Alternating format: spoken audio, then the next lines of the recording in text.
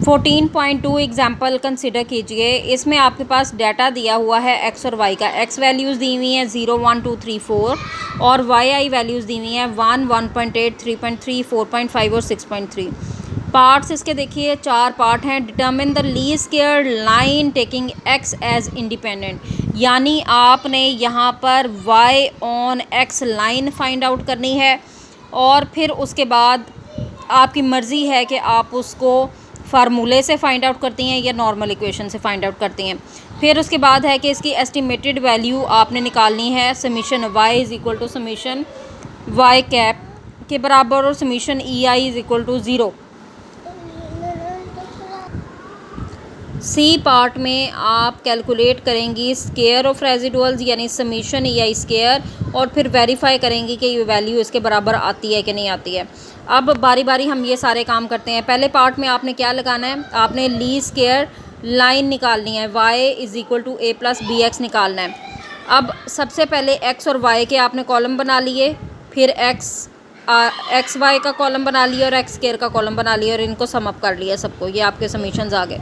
फार्मूलों में values put करेंगी और पुट करने के बाद आपकी एस्टिमेटेड लाइन आ जाएगी जो कि है y cap is equal to 0.72 plus 1.33x। यहाँ तक का काम वही है जो कि प्रीवियस एग्जाम्पल में आप कर आई हुई हैं। बी पार्ट में वो क्या कहता है, समीशन वाई आई आपके पास समीशन वाई कैप आई के सम के बराबर है। अब ये देखिए इसमें वाई आई का सम आपके पास आ रहा है 16.9। अब आप निकालेंगी वाई कैप आई। वाई कैप आई आपके पास क्या है 0.72 प्लस 1.33x। 0.72 आपने ऐसे रहने दिया, 1.33x में अब आपने ये x की वैल्यूज़ पुट कर देनी है। 0 x की वैल्यू 0 पुट की, फिर 1 पुट की, फिर 2, 3, 4 और ये आपके पास एस्टिमेटेड y कैप की वैल्यूज़ आ गई हैं अगेंस्ट x वैल्यू 0, 1, 2, 3, 4 रिस्पेक्टिवली।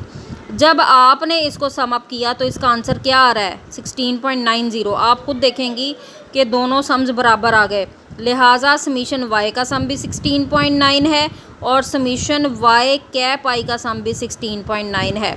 अब इसका दूसरा पार्ट आपने करना है summation E I is equal to 0। Summation e आपके पास क्या है, summation y i minus y i cap, ये निकालना है आपने। अब ई की वैल्यू आपके पास क्या है Y i minus Y cap, यानी इस कॉलम को इस कॉलम की वैल्यू से माइनस करेंगे तो आपके पास रिजल्ट आएगा 1 माइनस 0.72, आंसर आ गया 0.28। 1.8 माइनस 2.05, आंसर आ गया माइनस 0.5। कैलकुलेटर्स निकालिए और इनको हल करके देखिए कि यही आते हैं। 3.3 माइनस 3.38, ये आपके पास ये आंसर आ गया। इसी तरह 4.5 माइनस 4.71, 6.3 माइनस 6.04।